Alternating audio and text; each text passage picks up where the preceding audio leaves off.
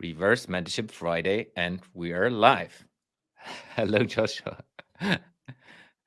Jens, we back in the virtual studio, and it's another Friday. Another week has flown by, and it's Yes, crazy to think that we almost at the end of August. Geez, quite bizarre.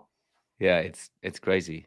I have listened to a couple of our episodes, and it's always funny when I hear myself like, "We're live, we're live, we're live," like a boxing ring promoter. It's like because the voice is slightly different when you use the podcast microphone.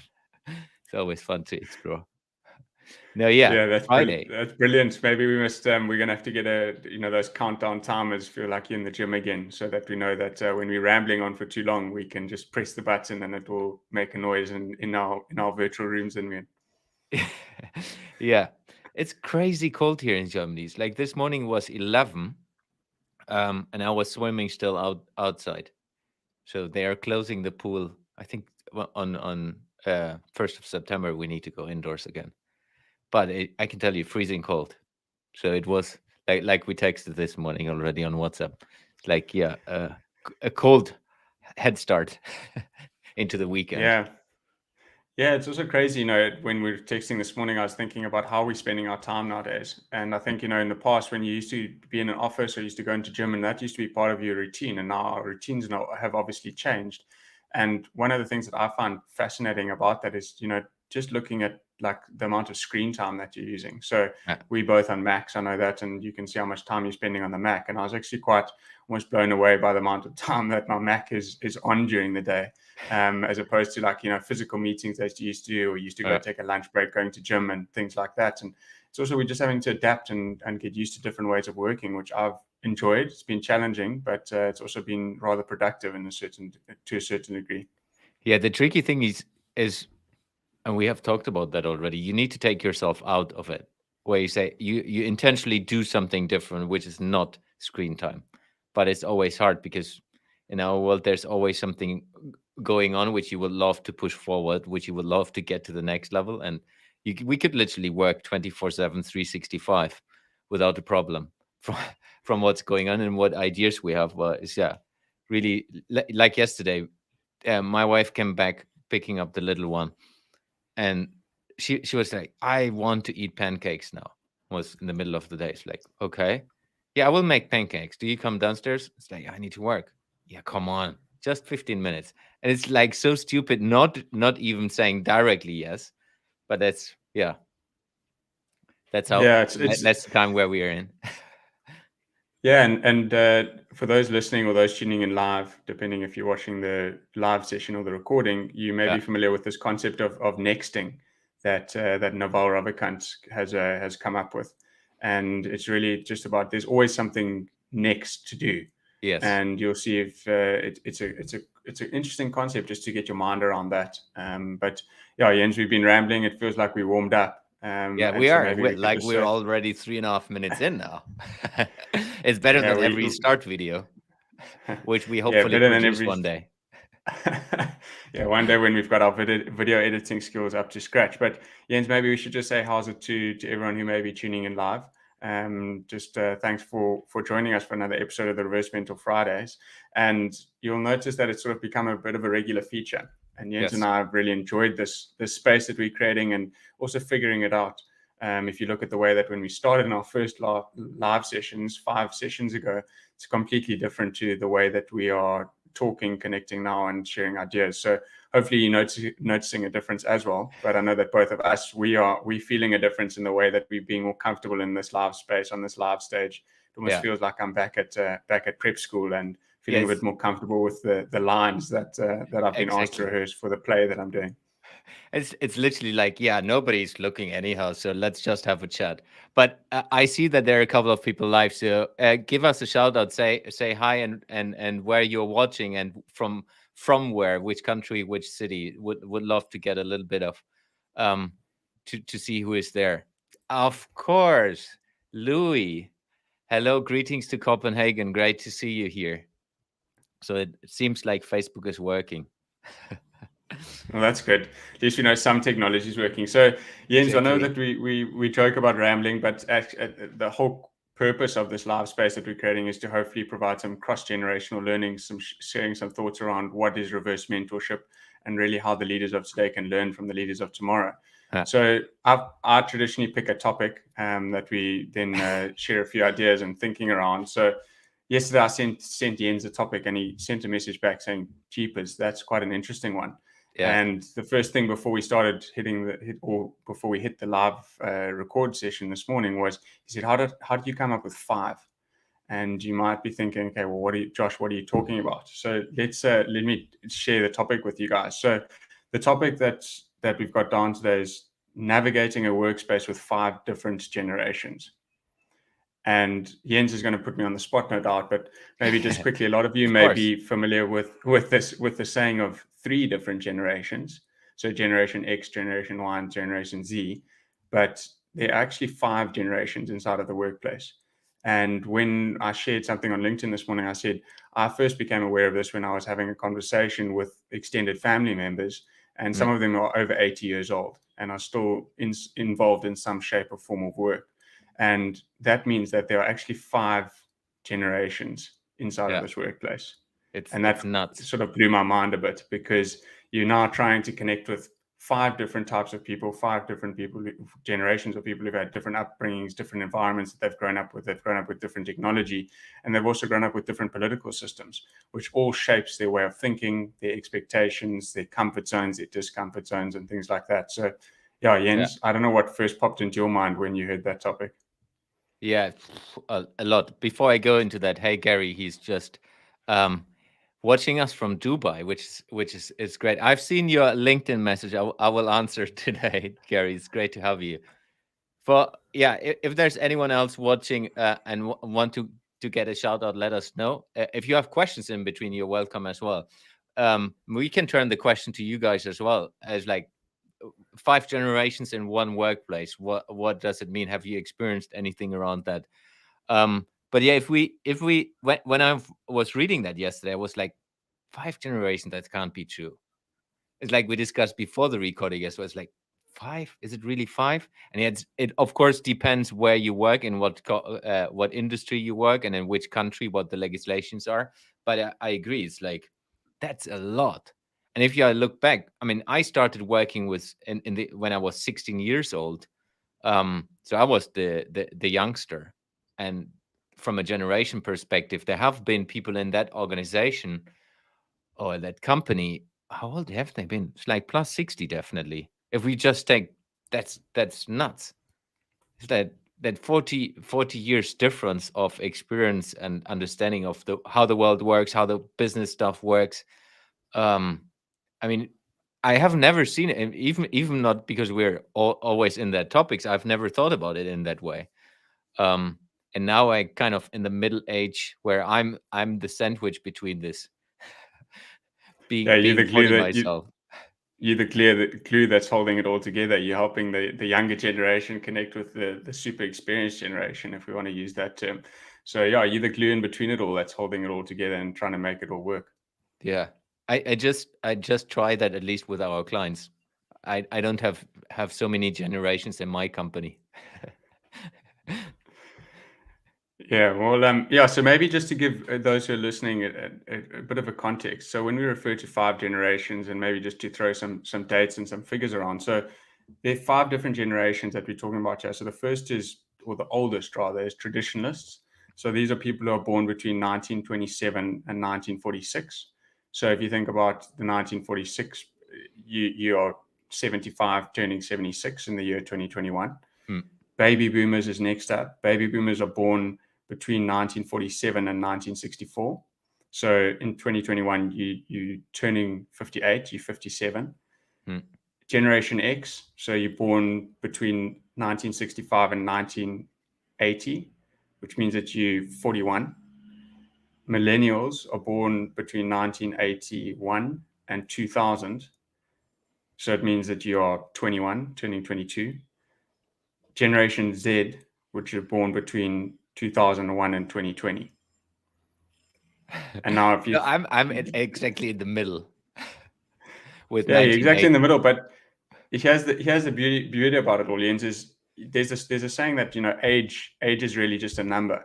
Yeah, And I when I agree. first started looking at those dates, I really started thinking, okay, well, literally, you can be 76 this year. And if I take my own age, I'm 28.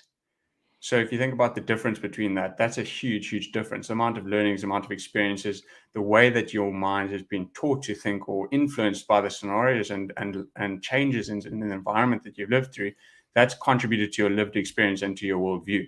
Yeah. So I will have completely different worldviews, not necessarily right or wrong, to a person who's 60 to 70 years plus. And I just think it's fascinating when you think about the workplace and what that means from overall building perspective, the way that we look at the world, the way we interact. There's so many nuances that you just need to be aware of inside of this melting pot that we call the workplace.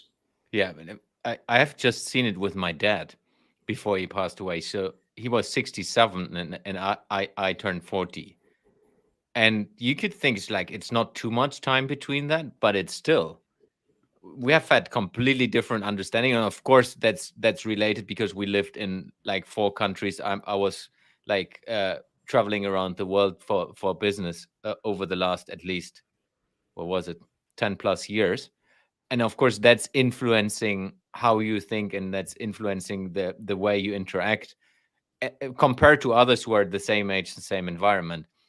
But I mean, he always says like, "Go away with your fucking smartphone." He never used that word. Sorry for cursing here, live even shit. Oh, again. Um, so he's like, you don't need a smartphone.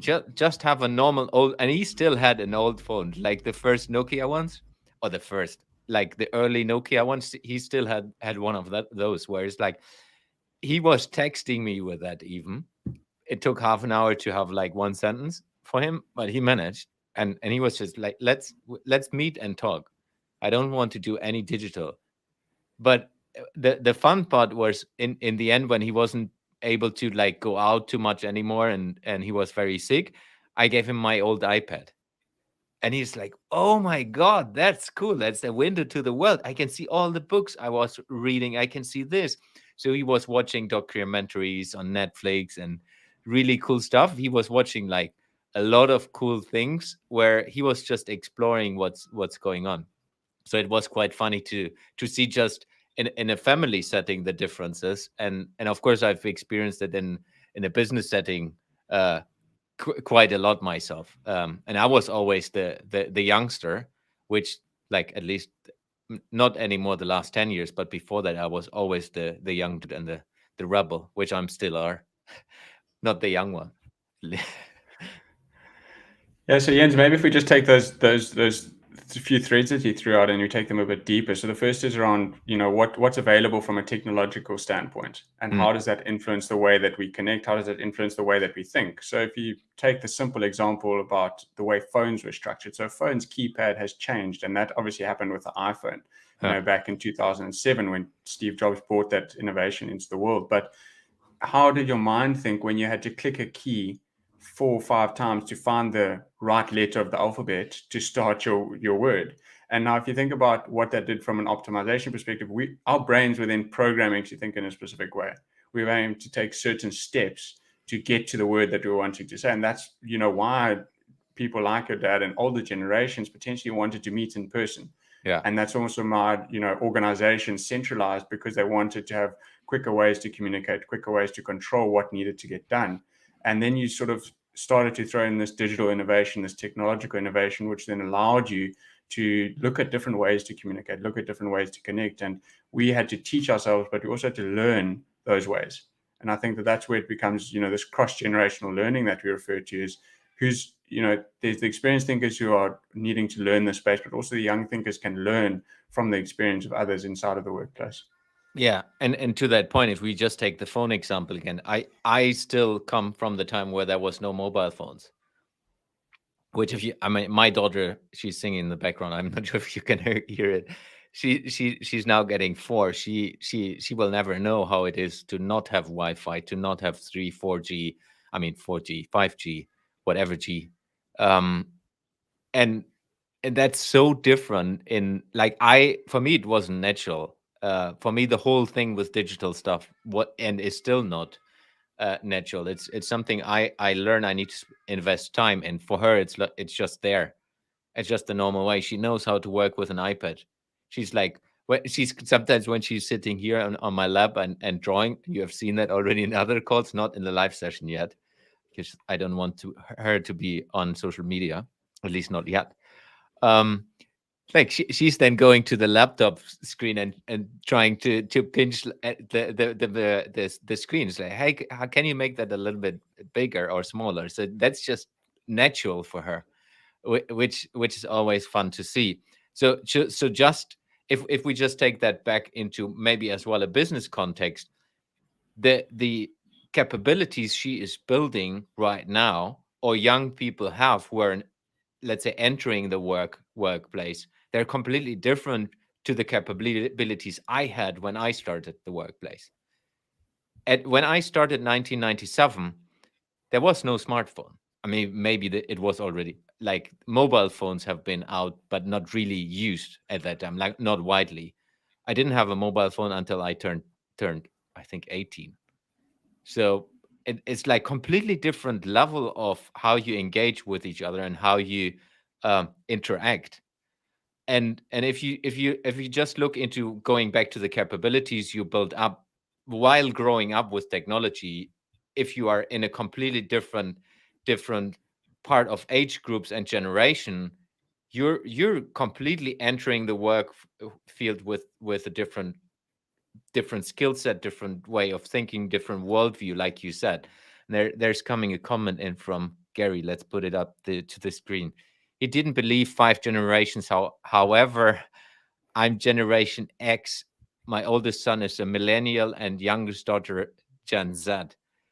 When we took my mom out, who is a traditional, that's a 4 generation in one shopping trip. Yeah, crazy. Considering the evolution of technology within our family, it's amazing.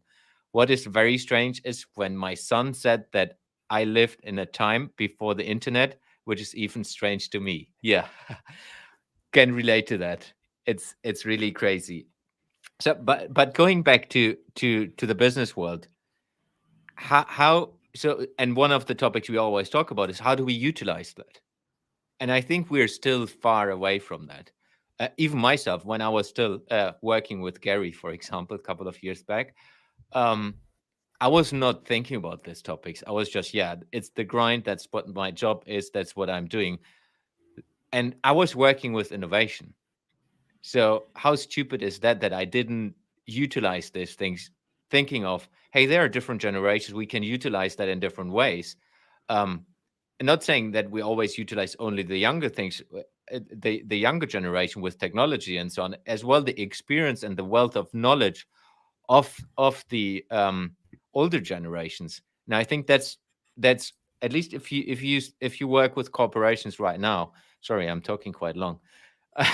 If you work with corporations right now, it's often that you see that the older the people get inside the organization, the less worth they are from a management perspective, because they're seen as the people who are, yeah, they're so old, they know everything, and they're against so many things. And that, at least I've led stereotyping. But I think if you turn this around, how can you use and bring that people, the young people and the oldest and all the others together, and utilize that power to build a strategy that's long term successful? I think, and that's what the whole reverse mental lab thinking is about. So how do we do that? How do we engage between each other and the generate, like, create generational learning? Hard word for a German. Joshua. Yeah, Jens, sort of just picking up on a few things that you put down. So the first is around how do we go about doing that? And yes, I sort of did some thinking about it, and I wrote about it, and I termed the phrase that I termed for it was the art of bits in a digital world. Yeah. And for those people who are familiar with bits around software, it's traditionally referred to as ones and zeros. So the way traditional software code was built. And now you're thinking about combining all of these different elements. And really what I said was that the magic in terms of thinking about combining all of these experiences from these different generations, that is the magic inside of itself. How Yeah. do you combine all of these bits? And that in itself is an artwork as well. It's an art form to be able to do that. Being able to work with people, being able to work cross-generationally, and something that I reference in a number of conversations with Jens in different recordings, but also in formal sessions, is I often reference the importance of communicating in a way that identifies with your audience and being cognizant of that. And Yeah. what I mean by that is, as a young thinker, sometimes I think you can be extremely passionate about your views.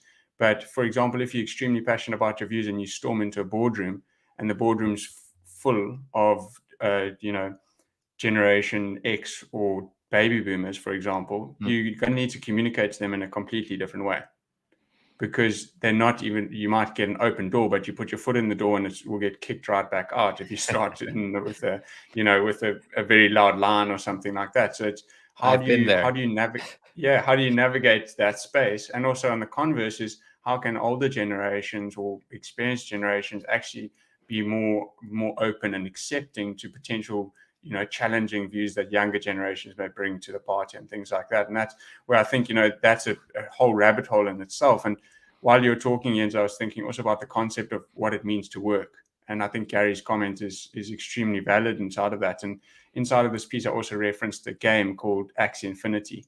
And people on the call may have heard of it, you may not have heard of it. So Axie Infinity is built on a blockchain, and it's literally a game that you can play from anywhere in the world. And I was listening to a podcast yesterday about it, and the majority of their user base is in the Philippines. And the 23% of that user base in the Philippines has never had access to a bank account, but they've got an Axie Infinity wallet. That's They're cool. earning tokens that go into this wallet now, and they're able to live out of that because they're able to trade those tokens in. Yeah. So now you think about this concept of, not only do you have different generations inside of the workplace, you've also got this growing number of work opportunities, work tools per se, that allow you to earn a living. How do you now go about thinking about combining all of that and actually creating the magic out of all of this? Yeah, and I agree. So it's not just only the generations; it's also the diversity, and we talked about that on another podcast where you get people who have completely different backgrounds and live in a completely different environment, who who have never been exposed to other things. And similar topic, I'm in contact with the head of innovation of an African bank, and we talk about presentation, me doing a presentation for their teams, and she's saying the same. She's saying there are people who don't have a bank account. They even don't have cash. They just have the digital wallet, and that's how they're working. They're paying with SMS and so on. That's if you just compare it to how I grew up, it's like completely different world. There's another comment from Gary. Let's put it up. Um, is technology dumbing down human beings? Maybe. I used to remember all my friends' home telephone numbers, which is maybe 12 phone numbers. Now I struggle to remember two of the three numbers. The walk around with a supercomputer in your hand, which reduced the need for us to remember stuff. Elon Musk said that we are all becoming cyborgs. What's your thoughts on this? Yeah, agree. Um, I think there are a couple of views on that. One thing is I don't remember any phone except my own phone number. I couldn't even say the phone number of my wife, which that's at least the one I should know if something happens. But I have a bracelet where it's written on it from sports. Now I agree. And it feels like dumbing down, but I think it's also that there's so much of noise, so much of content everywhere, and so much of things that your brain is switching up and going into focus mode. And that's something, at least for me, when I was reading a book about that a year or 2 years ago. I even don't remember the book, but it was more about do things with intention. And we did a podcast episode, even what was it, last week, around that. um but for me, it's like we at least the older generations, we haven't been grown up with that. So to Gary's point, remembering phone numbers, my daughter most probably will never need to remember phone numbers, like we don't need to remember them right now as well. And that will evolve over time, where it's even less and less and less and less. Maybe we have a chip someday where you can just phone someone with saying, I mean, it's already happening with, like, we bought an Alexa from Amazon a couple of months ago or weeks ago, and you can just say, "Hey, Alexa, call Joshua," which I have never tried, by the way. Uh, but if you take Siri, I can say, "Send a WhatsApp to Joshua and say this, this, this, this." It's working 100%, and that's going Mm. to be more and more and more. So yes, it's dumbing, but I think it's also giving us a different focus. It's an opportunity.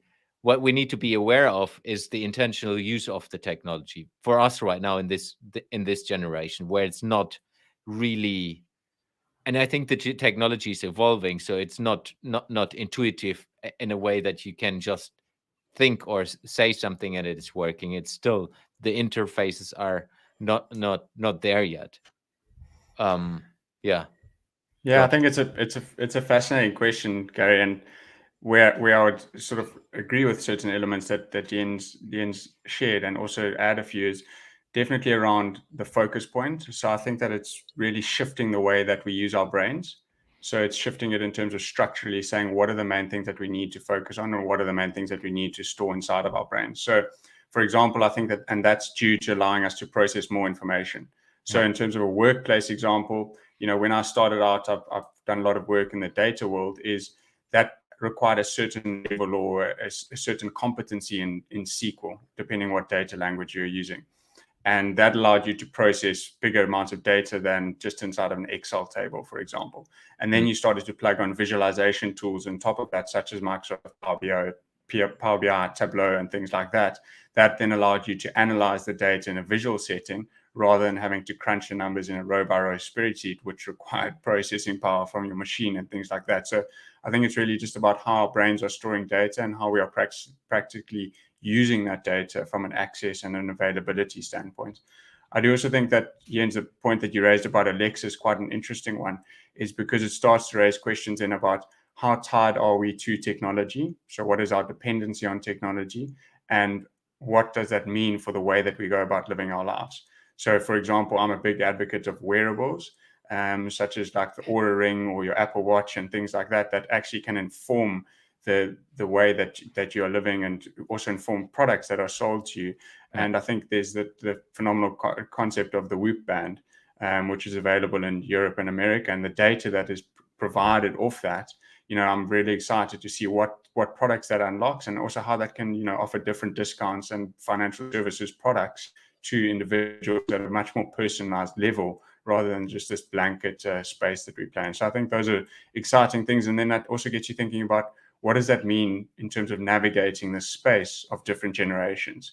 So I might have a fascination with that, but someone who's Gen Z may be way more excited about living online in a Twitch inside of the metaverse. What does all of this space mean? And I think that that's this melting pot that we're looking at in terms of dependency over technology, how we're using it, and what does it really all mean for the way that we communicate and the way that we interact with other people. Yeah. And one thing which I think will never go away is the social aspect of meeting in person. um and that's one of the constraints, at least until October. The two of us we have never met. I have the beauty, for example, if we take Gary, who was texting, I have met him, so we spent time together, even had a couple of beers together. So you know the other person, even though that I can't see him, I just see the comments. I know exactly how he is, how tall he is, and so on. With you, I have no idea. I only know you from the screen. but but I think it's really the interesting part of the technology. And if we just loop back to the five generations, is utilizing that in a way, but then go back to what are human beings. Like, we're all social animals, and then you can use technology as part of engaging and helping, for example, the people who are not into technology. Let's stereotype again, the older generation, who are not really into interacting and sending video messages to each other, or voice messages, which I'm even not doing. um, to enabling them to understand what opportunities they have with that, but as well, on the other side, where we take the youngsters of today's organizations, where we say, hey, this is not the only way how you should communicate. Let's meet together and have a coffee.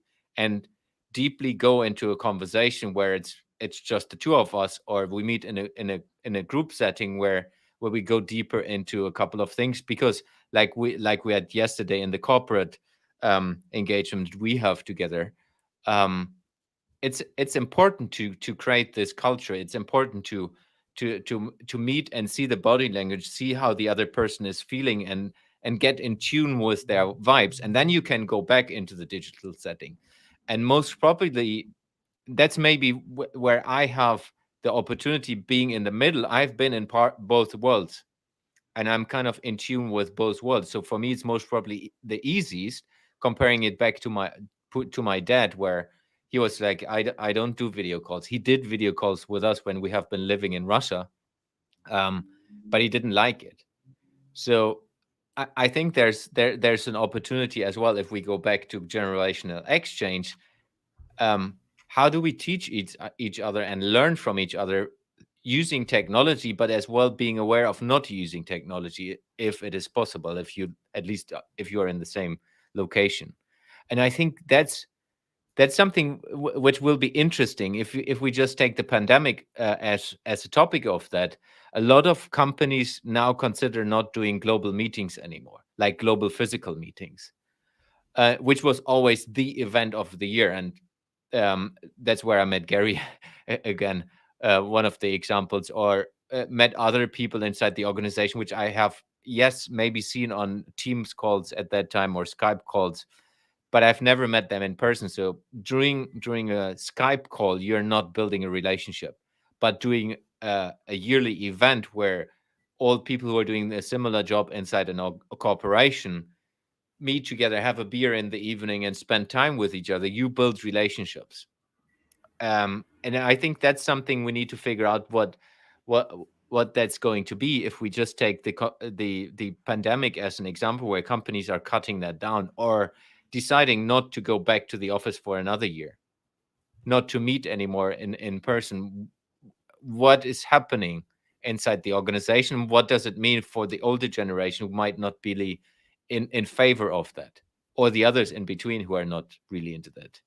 What is the effect of that? So that's fascinating to see what's going to happen, in good and in Yeah, bad. lots of good, bad, in between, Yeah, mix about black, gray, white, purple, pink, whatever color you want to talk about. But I think there are a lot of things that you raised there, Jens, and it's almost like that deserves a separate live conversation in itself. And it's almost something that springs to mind when you're talking, was around the importance of real human relationships.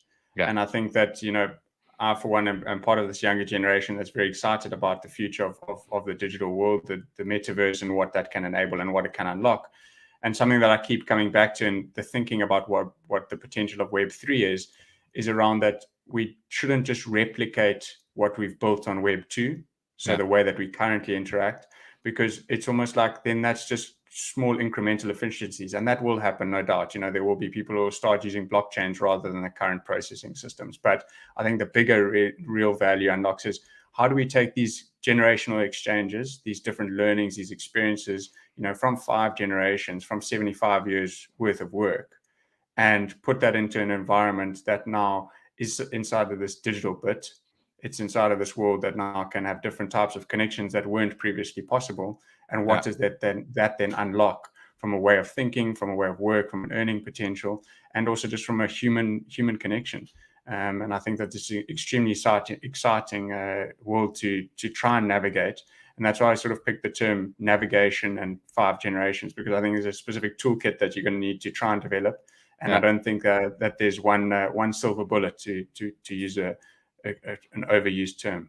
No, agree. And additionally, the cultural differences, it's huge.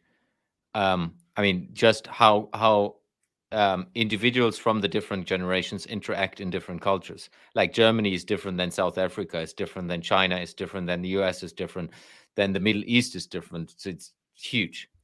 But let's bring it to an end. We are already 35 minutes in, which is good. So, challenge.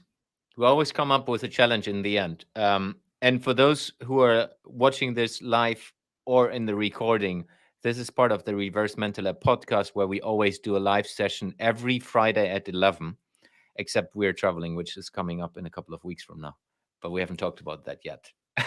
so, what challenge do we put out today?